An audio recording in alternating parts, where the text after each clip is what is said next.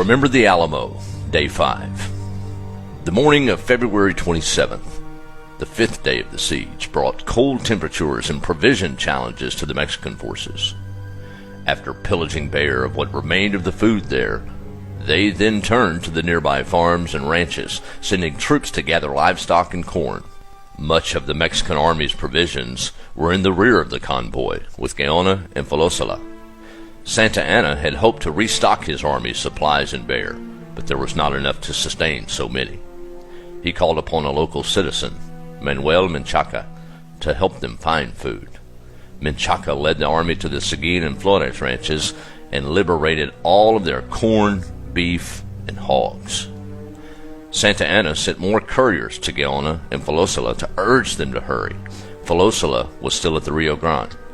General Gaona had received Santa Anna's letter of the 25th, requesting him to send 3 battalions as quickly as possible.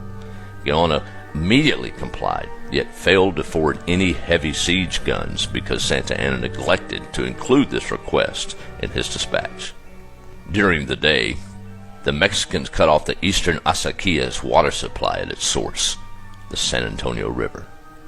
Not only did this end the minor skirmishes that had taken place from the beginning of the siege, it essentially eliminated the defenders' major source of water. The Matamoros Battalion began working on trenches to the south of the Alamo compound. These entrenchments did not pass Santa Anna's inspection, so he ordered his men to dig new entrenchments closer to the Alamo, under the direct supervision of General Amador.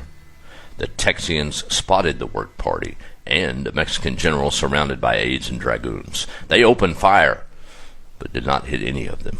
The Texians did not realize that it was Santa Anna.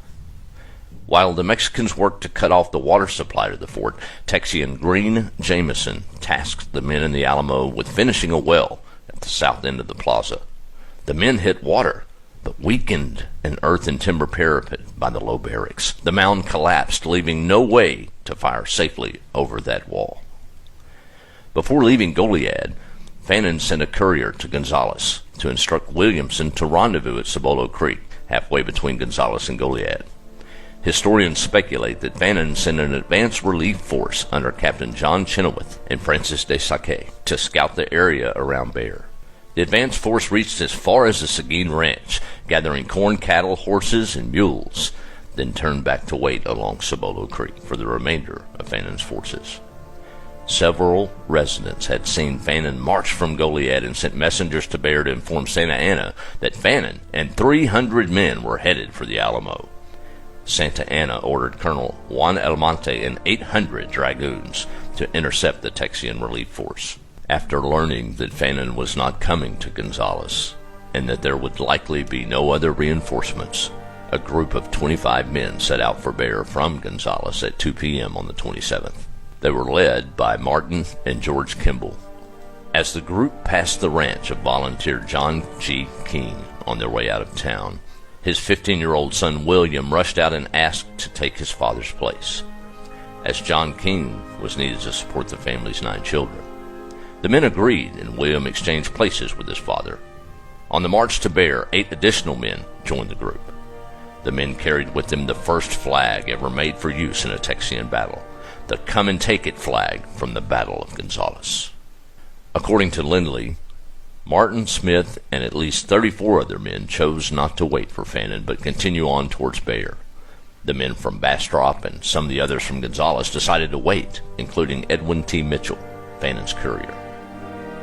By the night of February 27th, Travis sent Samuel G. Bastian to go to Gonzales to hurry up reinforcements. According to Lindley, Bastian ran across Martin's men from Gonzales and volunteered to lead them to the Alamo. In an interview several years later, Bastian said that the group encountered a roving patrol of Mexican soldiers. 4 of the men, including Bastian, became separated from the larger group and were forced to hide. However, Juan Almonte's journal did not mention any firing by Mexican soldiers that evening. The following year, Santa Anna's secretary, Roman Martinez Caro, did report firing by Mexican lines in 1837, that 2 small reinforcements from Gonzales had succeeded in breaking through our lines and entering the fort. The first consisted of 4 men who gained the fort one night, and the second was a party of 25.